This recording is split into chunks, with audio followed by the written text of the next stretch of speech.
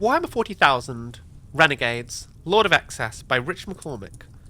Chapter 28, Finale. The structure was ancient and built to last.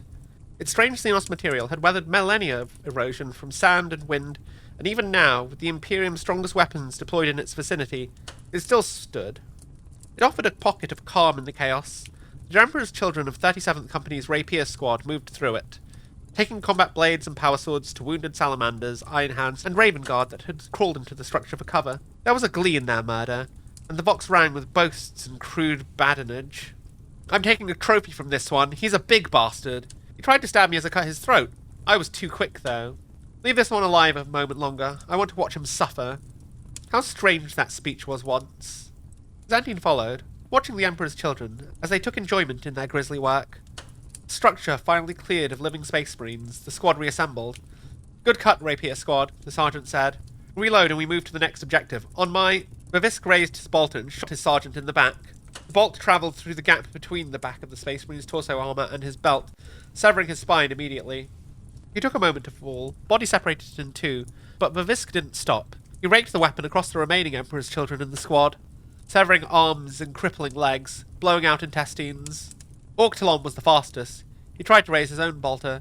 Xantine knew him. He was the only one of the squad to hail from the same recruiting world as Xantine and Bavisk. But he had arrived with the bulk of the Legion, some months before the deployment on Istvan V. He was fresh-faced, with a shock of white hair and a hairless chin. He smiled easily and enjoyed poetry. Bavisk shot him in the head.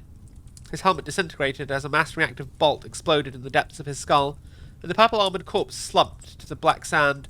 "Stop!" Xantine shouted. He was drowned out by the sound of mass-reactive explosions as Bavisk continued to pump shells into his brother's injured forms. "Stop!" Quandros crawled forward, hands digging into the sand, his left leg a stump from the knee down.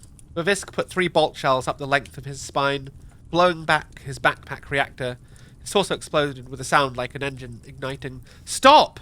Bavisk swiveled and pointed his bolter barrel at Xantine's chest. He did not pull the trigger. Xantine looked into the green eyes of his brother's helmet before reaching up and releasing the seals of his own. He slid the helmet off, slowly, to reveal his face. Aquiline nose, high cheekbones, bright eyes. His long hair hung over the gorget of his polished wallplate, so much like his father. "Bavisk, brother, I do not know what has happened to you, but I know that the choice we make in this moment will determine the course for the rest of our lives." He raised a hand, too fast, and Bavisk backed up, keeping his bolter trained on Xantine's torso. He slowed the motion, showing he was no threat. "We are both children of the Emperor. You can kill me for the sin of being just like you, and then you can die, killed by our brethren for your treachery." Bavisk stiffened at their last word, and Xantine carried on quickly. "Or we can trust that our father knows best for us. Whatever he has seen, whatever he knows, it must be worthy of our trust, if he can turn against his closest brother." Bavisk's hand faltered, and Xantine knew he would survive this day. He reached out and placed a hand gently on the bolter's barrel. He could feel the heat through his reinforced gauntlets. "Nothing happened in this place, Bavisk. We were ambushed. Our squad killed. We fought heroically and slew our enemies. True Emperor's children. The greatest of all the legions." He pushed the bolter down until it aimed at the black sand. "Trust in our father, Bavisk. Trust in me." Bavisk lifted his head. He dropped his bolter and put his hands to his own helmet, sliding it from his skull. Dark eyes in a dark face, cheeks wet with tears. "I will follow you, brother. I'll follow you wherever you take me." On the battlefield, Fulgrim cradled the severed head of his beloved brother. "What have I done?" the Primarch of the Emperor's children howled. "You have damned us, father," Xantine said. "You have damned your sons." Lordling led the escape from the safe house. The giant was not a stealthy presence, but he was a formidable fighter, and with Tyranids dropping from the sky, Xantine felt that the element of surprise had been lost. The trio came out of the shadow of the Cathedral of the Bounteous Harvest and paused, determining the best way to reach the exaltation. The streets around the cathedral still bore scars from the Bloodthirster's arrival, and the cathedral itself still emanated the dirge from the noise marines housed within. No longer protected by ferrocrete walls, the sound assaulted Xantine's eardrums, and he thought of his absent brother Bavisk. The thought turned to resolve, and Xantine placed a hand on Lordling's arm once more. "Another task, brother. I hope you can perform as admirably as you did the last time I asked you. You will protect her," he pointed to Cecily, and Lordling nodded deeply. Xantine caught the giant's eye again, staring deep into their black depths. She must make it to the exaltation, do you understand? Lordling blinked, and Xantine asked again, do you understand? Lordling nodded, again, deep, with something like resolve. He turned to Cecily. Go with Lordling. Use your powers to make it through. I will meet you both at the exaltation. What? She exclaimed. Where are you going? I will join you soon, but first, I need to find my brother. Xantine looked up and saw the atmospheric flares of yet more spores. They were falling across the planet. Go! He bellowed, and they moved, making for the closest sub-elevator to the Undercity. Xantine turned and headed for the cathedral. The glassaic window was beautiful, finished with gold leaf atop its coloured panes. It depicted the planet's grass fields, pink and unending, underneath a sky of blue, flecked with silver stars. It was thousands of years old, predating the creation of the haze layer after millennia of sap refinement, and somehow had escaped the ravages of a civilization now given license to indulge its basest wants and desires. It shattered into 1,000 pieces as Xantine put his pauldron through it. The rest of the Space Marine followed a moment later. Xantine had gifted the cathedral to Vivisk, and it had come to serve as a home for the cadre of Noise Marines. In the years since, the interior of the Cathedral of the Bounteous Harvest had remained much as it had been when the Adored arrived on the planet, albeit with some minor modifications. The vast pipe that rose from the Undercity was now fed by golden tributaries, conduits that stretched down to pods placed on the patterned cathedral floor. From these pods dangled cables and tubes that connected to ports and orifices on the bodies of 6 Noise Marines, less than a third of those who had once made up Vivisk's choir. They played on, these warped figures, the music of the apocalypse infinitely more fascinating than the sudden intrusion of a figure from their recent past.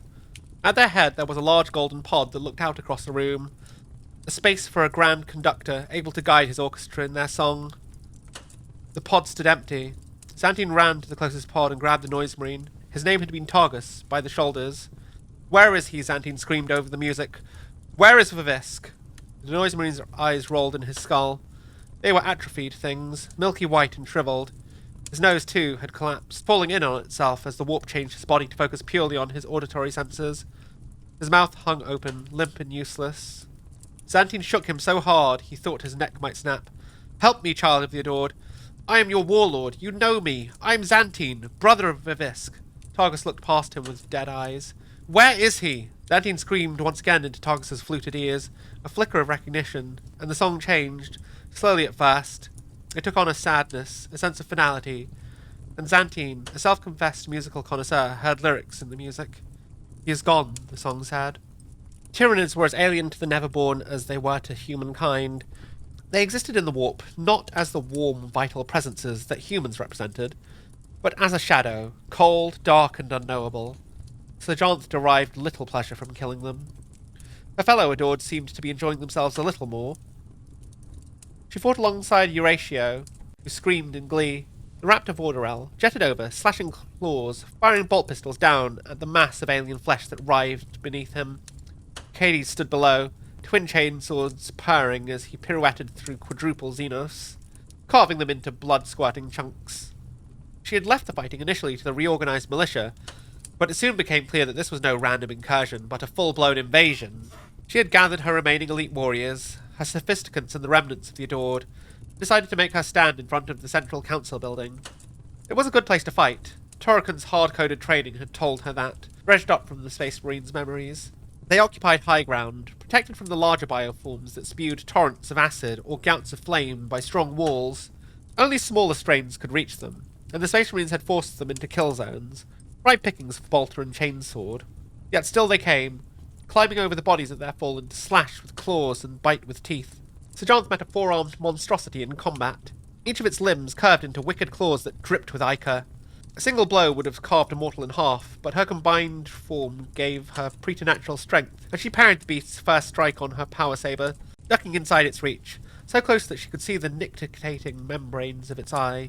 She placed both hands against its chitinous ribs, and pulled, splitting the beast open like some ocean crustacean. Die! She screamed in exultation. But just as soon as she had let its bisected body fall, another had taken its place. Legs, claws, teeth, and eyes, the city was filling with the shadow in the warp. The cult had brought this endless enemy. She had destroyed its leader long ago, but she had not scrubbed the stain from this world. and it had grown, like a shadow, until it eclipsed everything. It was too soon. Sir Jonathan tried to make Serene a tempting target, restarting its harvest in an attempt to draw pirates, heretics, or smugglers to the wild, at which point she would have taken a ship and sailed into the Eye of Terror to join her sisters. We succeeded in that first stage, Torikon noted with perverse amusement from inside her consciousness. Too tempting indeed. A tall Tyranid strain fired a gob of hissing matter at her direction. It caught her on the pauldron and caught fire, burning with a phosphorescent light. She shot it neatly through the thorax and it slumped, leaking unidentifiable fluids. 3 more took its place. Their weapons launched more gobs of matter from undulating sacks on their side. Retreat, she called to her warriors, the sophisticants and the remnants of the Adored. Borderell's jump pack had been slashed open, and the turbines failed spectacularly, launching the raptor over the wall and into the streets below. His pink armor disappeared into the heaving mass of Tyranids a moment later. Ceramite discarded, and his meat and bone broken down to form so much biomass. Retreat, she called again. Where do we go? Cades asked, his chainswords starting to slow with the weight of the gore they held. A light across the shadow suddenly. She felt Phaedra touch her mind, a psychic message sent from far away. I have found her, the witch said. To the exhortation, Sir Jonathan called. To my ship! The exhortation was a scar on the perfect landscape, black and cancerous amidst the living grass. The slave shanty towns persisted, but only barely. Among them, the ship's crew eked out an existence, their affiliation apparent from their filthy uniforms. They stared at Xantine with sunken eyes as he pushed through their number. There was no hero's welcome, nor any resistance that marked these men and women out as Torikon's disciples. The crowd simply parted in silence as he moved through them. Their people too weary to present a physical reaction. The interior of the ship was cold and dark, the once ripe scent of Gallia's early decay now replaced by a cloying, sweet smell of late rot. No lights guided his path, but he knew the path well. He had walked it 1,000 times to the observation deck to escape this world. The observation deck was empty, filled only with the stink of rotting flesh. No, that wasn't true. Xantine stepped onto his command deck. He spotted Cecily lying prone on the carpeted floor, in front of the main viewports. Phaedra hovered over her. The witch's face locked into a cruel smirk. He had once enjoyed that smirk. It enraged him now. Phaedra, he said, with mock formality. Xantine, she responded, my former master. Where's Lordling? Below. It was easy to conjure ghosts for the giant to fight. You must have been desperate to put such an asset in his hands. What are you doing here? He asked. Is it not obvious? Phaedra asked. No, you always were a little slower than your peers. I will spell it out for you. I need this mortal. We need this mortal. My new master and I, to escape this world. You cannot have her. Phaedra laughed, and he smelled burnt flesh in the air. You forget, Xantine. I knew your mind first, before you took this little wretch in. I know you need her too. But you have lost, Xantine. You stand alone, in a dead ship, on a dying world. Your demon left you, your brothers left you, your power left you. She giggled again. Even you must be able to see that. Anger fled in his mind. You're wrong, Phaedra, he said. Took a step towards the witch. Phaedra trilled, holding her finger up to forestall him. I'll burn her to ash if you come any closer, and then no one will get what they want. Flame climbed up her fingers, blackening the skin. Xantine changed tack. Come with me, he said, holding his palm forward as if to take Phaedra's own hand. If you know me, you know that I understand well the temptations of mortal souls, and I will forgive your indiscretions. Join me once more as my muse. You are nothing, she spat. I serve another now, another far more powerful, far more wonderful than you will ever be. Her eyes burned with the same flame that licked at her fingers, and she stared hate at him, so hot that he thought he might catch fire. She did not notice Cecily stir. Xantine resisted the urge to flick his turquoise eyes downwards, leaving them locked instead on the witch he had taken from the swamp. You'll always be my muse, my dear, Xantine said. Nothing more. Cecily sank her teeth into Phaedra's ankle. The flame in her hand gutted out and died as she screamed in pain. It was a momentary distraction, but it was all Xantine needed to draw the pleasure of the flesh and shoot Phaedra through the heart with the pistol. The mass reactive round travelled through the witch's tiny body as if it were paper. When she fell, her bracelets and jewels falling like stars to the floor below. Cecily could still taste Phaedra's blood in her mouth, dry and acid like poison, and she retched, spitting yellow bile onto the spongy floor. Where am I? She asked. The exhortation, Xantine said from the shadows in the darkened chamber. Thank the throne, she said, drawing herself to her feet. And thank you, my lord, for saving me. Why didn't she kill me? They wanted to use you up. They said that you were their only option to escape the world, and that they would consume you in the process, kill you to save themselves. Cecily spat again, clearing her mouth of Phaedra's blood and locked eyes with Xantine. But the problem is, Xantine continued, they were right. Cecily felt nothing as Xantine slipped the silver helmet over her head. The device emitted a gentle thrum as it powered up. It is better this way, Xantine said. I did not forget our pact, and now this is the only way to fulfill it. You will see the stars. Xantine stood and placed his hands behind his back. He turned from Cecily, averting his gaze as the throbbing noise grew in volume. He heard her gasp. In pain, surprise, or fear, he did not know. For the first time, he did not want to know. It is time, he said, rising to his feet. Quarantine was right about one thing. It is an honor. Xantine left the observation deck for the last time as Cecily's body started to change. Xantine keyed his Vox to an old network, one that he had not used in years. Crew of the Exhortation, he called. I am Xantine, magnificence of the adored, paragon of the perfect third, and I call upon you all to fulfill your oaths to me. The ship lives once more thanks to my efforts. This world is doomed. It has failed me, but you may leave it at my side. Return to your posts, and I will grant you clemency. Be quick and stop for nothing, and together we may leave and sail into a glorious future. He keyed the Vox off and made his way down to the Exhortation's boarding ramp, and the flesh around him thrummed into something like life. The grass told its secrets at night. It was night now. She couldn't see the darkness. She couldn't see the light. But she knew it, somehow. She could feel. She felt the grass as it whispered. It tickled her body and caressed her skin, wafting in wavering fronds, tracing the softest touches as they moved with the wind. You are safe, the grass whispered. You are home. But she wasn't complete. She was empty. She was cold. There had been hundreds once, thousands living with her, inside her. She pushed these memories back. They weren't hers, were they? She knew the smell of grass, knew the kiss of the breeze. She knew the cities, one above, one below. She knew their streets. She moved through them, a small, hidden thing. But she was huge. She felt the grass. It lifted her, with thousands, millions of arms. Raising her up, up, up, she moved with it. Labouring at first, as if waking her body up after a long sleep. Synapses fired, muscles contracted. The pleasure of movement, and she was soaring. She saw the haze, like unrefined sap, pink and unblemished, and she made for it. She expected it to be hard, a barrier blocking her from the sky, but it welcomed her with the faintest kiss. She swam in its perfectness for a time, wisps and eddies of pink dancing along the length of her body, until the pastel colour thinned and darkened. She could see the sky, the whole sky. She had never seen the sky.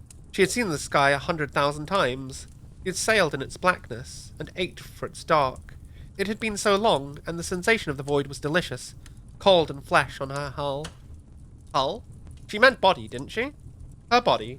She knew its counters, knew its strengths. It was her.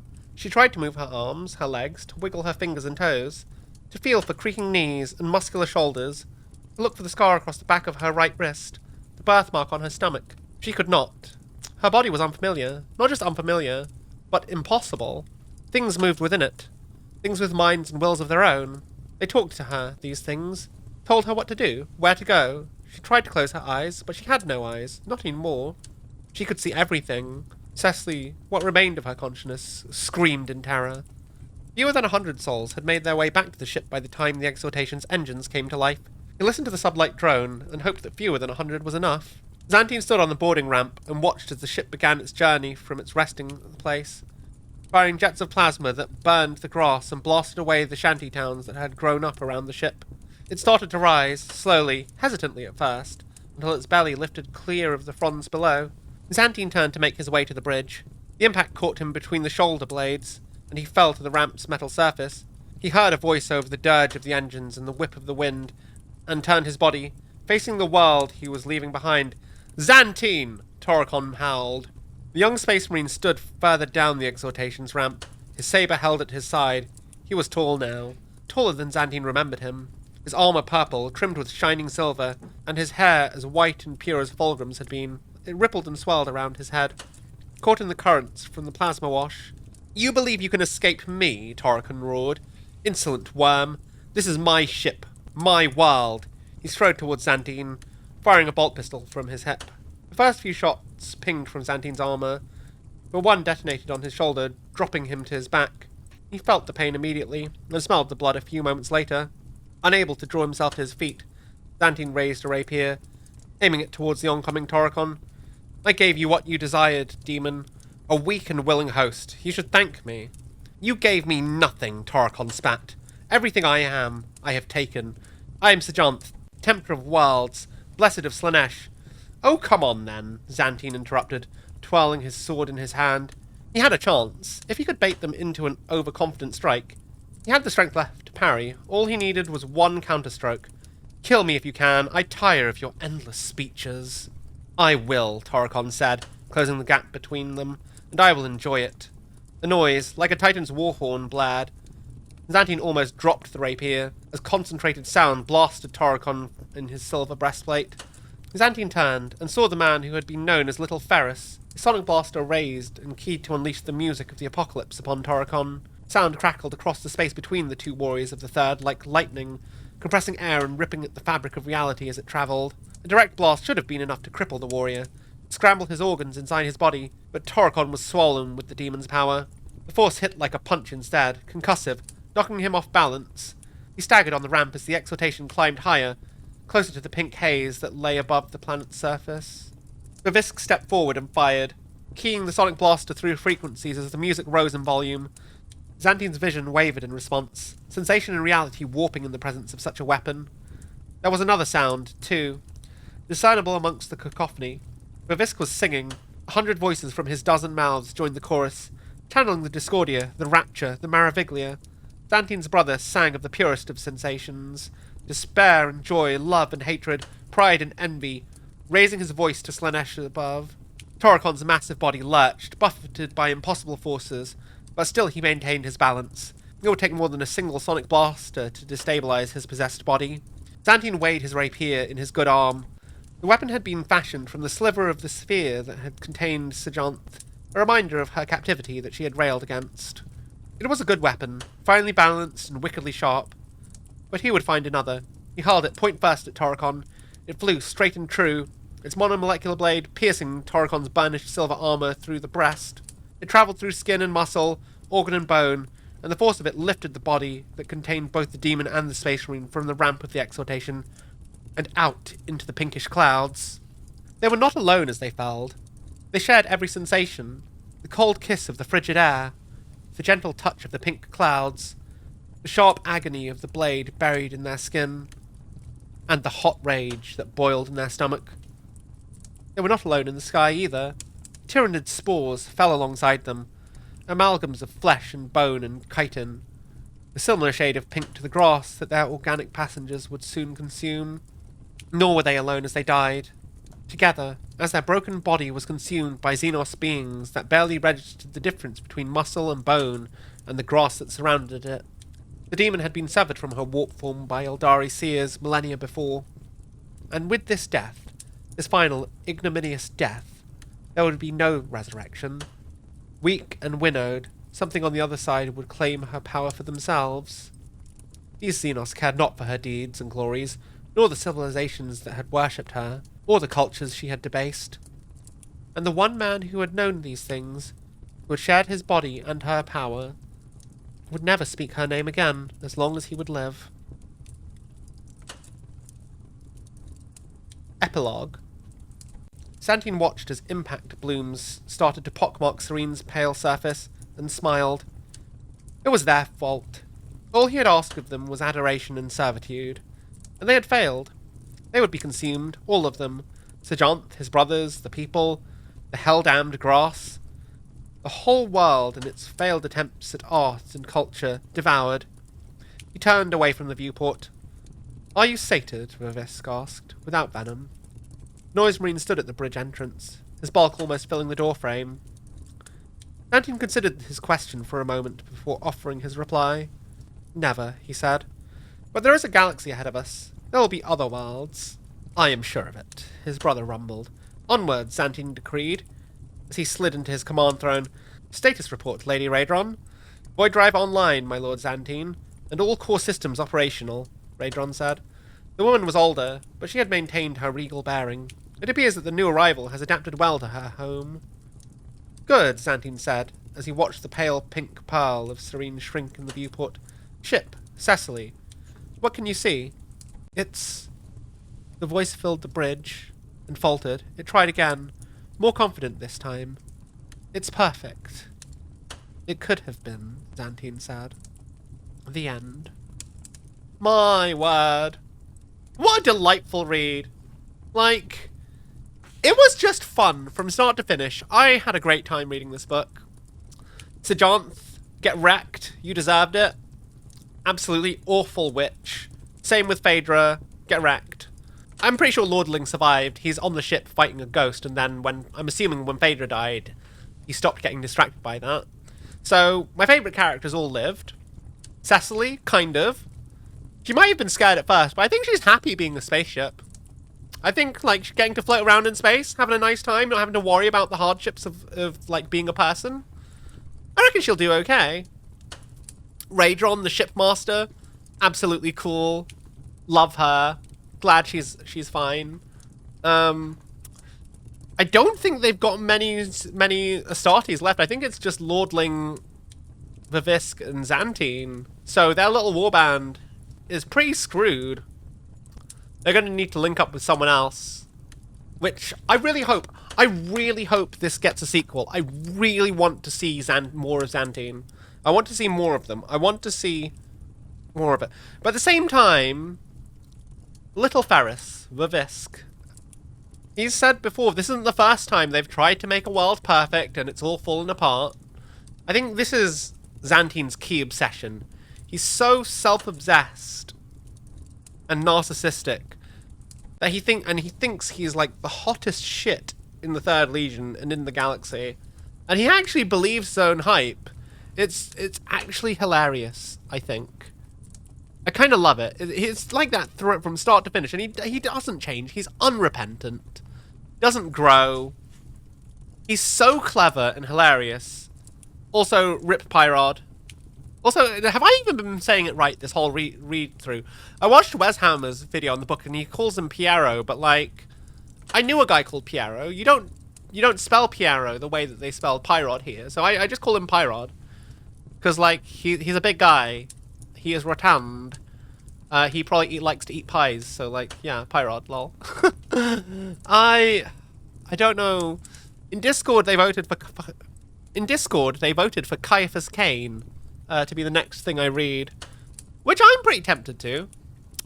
I will do that. But the Caiaphas, I like have the omnibus, the collection. It's a big book. It's going to take months and months and months to get through. In fact, I don't think it's just one book. I think it's a collection of books in one massive softback. So I might do the first of those books and then switch to something else. I do plan on reading. Whatchamacallit? Cypher, Lord of the Fallen, because that's quite a short book. Really short book. Very small. So I think that'd be a nice kind of thing to have, like, sort of as we go. I think so, at least. What else would be fun? I really want to get Eidolon the Auric Hammer so we can do more Emperor's Children stuff. I'm going to get the book. I hope I can get one of the limited edition copies, but I probably won't because the rent is due the day before it goes on pre-order. That's on, I think it'll already have happened by the time this video goes out, lol. But yeah, what would you like me to read next? Or what would you recommend I read next? Leave your thoughts, your suggestions, your feedback in the comments down below. I hope you've enjoyed this story. I've never read a book by the author Rich McCormick. I had a fantastic time. I might look into, because Renegades is like a series that's all about the Renegade Chaos Space Marines or the Traitors. Not necessarily Chaos Space Marines, but Renegade Astartes. I might read a bit more. I might read more of them. I've heard the Night Lords one is meant to be quite good. But yeah, I hope you had a great time here. Thank you so much for choosing to take the time to listen. I hope you enjoyed it. I hope you have a wonderful day or night wherever you are in the world. Check out my channel, check out my Twitch. We do game streams and lots of Warhammer stuff. I do painting, I do kit bashes. Follow me on socials. I do lots of memes. You can keep up with all my projects and stuff. Yeah, I don't normally like to plug my stuff, but but there you go. Do subscribe. Do subscribe, and I will do more books. Because people seem to like my books more than my gaming stuff, which is fine. Fine. I actually really, I really like doing the reading. It's nice. It feels like getting to read to kids. Not that you guys are kids, because let's be honest, kids probably shouldn't be reading most Warhammer fiction, probably. Then again, it's not exactly explicit. Sometimes. It does get a bit heavy on body horror from time to time, but yeah. You know.